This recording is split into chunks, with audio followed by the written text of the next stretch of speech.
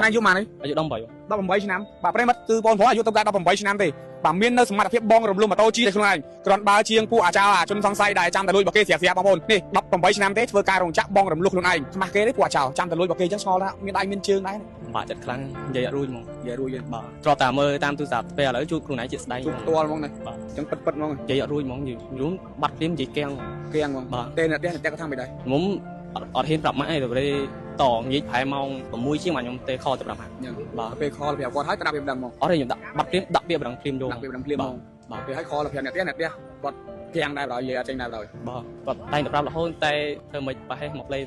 ចូលចុះម៉ូតូអណៃហ្នឹងគ្រួសារម៉ាក់ប៉ាអណៃបងលួយឬបងខ្លួនឯងបងខ្លួនឯងបងខ្លួនឯងដែលយើងខំធ្វើការរោងចក្រណាបាទខ្ញុំចេញពីធ្វើការខ្ញុំចូលហូបបាយនៅបន្ទប់ហ្មងជួលបាទបន្តមកខ្ញុំហូបបាយប្រហែលចូល20នាទីពេលខ្ញុំចេញមកបាត់ម៉ូតូយកមកចេញមកបាត់ម៉ូតូពេលហ្នឹងកំពុងហូបបាយឆ្ងាញ់ហើយម៉ូតូទុកណាតោទុកជាជាងបន្ទប់ហ្មងចឹងម៉ូតូអណៃទុកនៅបន្ទប់ជាន់ក្រោមជាន់លើជាន់ទី2បងជាន់ទី2ទៅដាក់ដល់បន្ទប់ជាន់ទី2នៅមានចោលលុយទៀតដឹងដែរបងធ្វើម៉ូតូដែលបាត់ម៉ូតូម៉ាក់អូន021អា221បាទបងលួបងអត់បានខែបាន4ខែបង4ខែហើយបាទស្លាកលេខភ្នំពេញ1 LZ 5364ភ្នំពេញ1 LZ 5364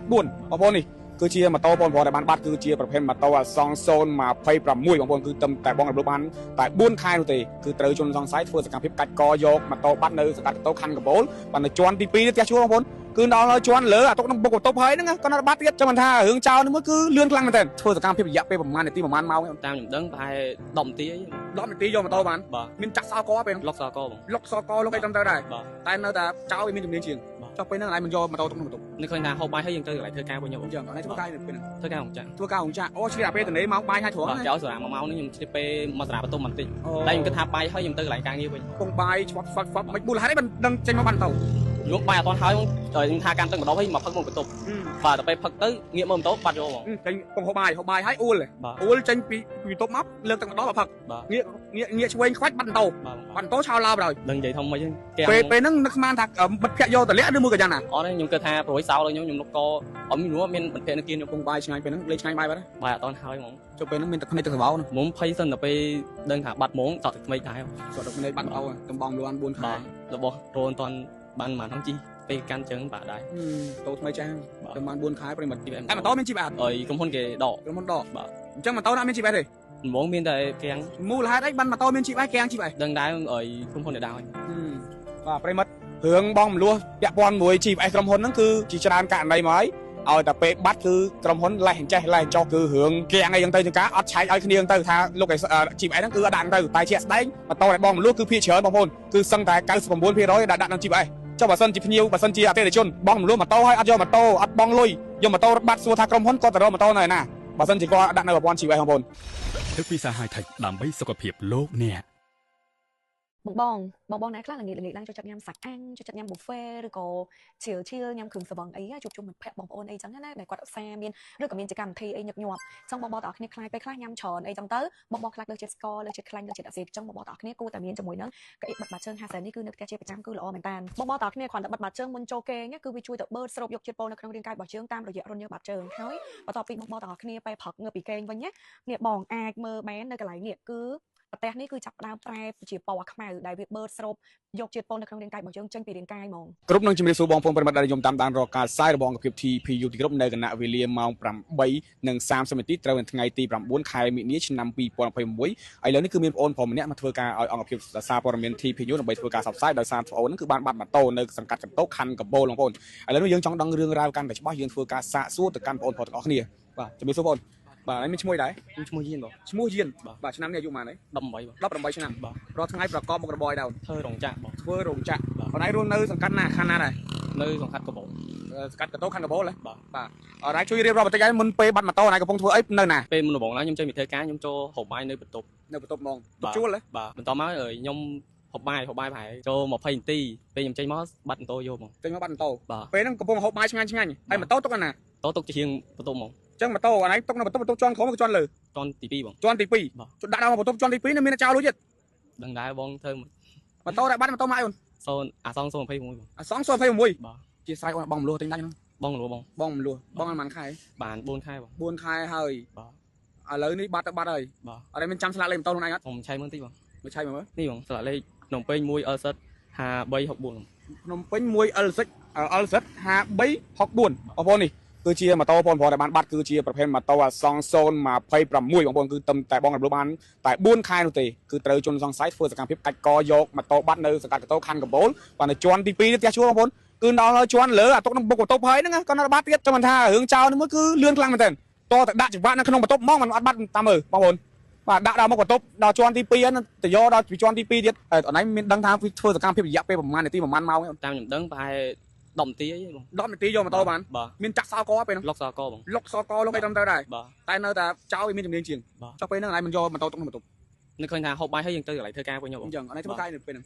ធ្វើការហុងចាក់ធ្វើការហុងចាក់អូឆ្លៀតអាពេលទន្លេមកបាយហើយត្រង់ណាចោលសាលា1ម៉ោងនេះខ្ញុំឆ្លៀតពេលមកសាលាបន្ទប់បន្តិចតែខ្ញុំគិតថាបាយហើយខ្ញុំទៅកន្លែងការងារវិញពងបាយឆ្វប់មិនប៊ូលហេតុអីមិនដឹងចេញមកបាត់ទៅ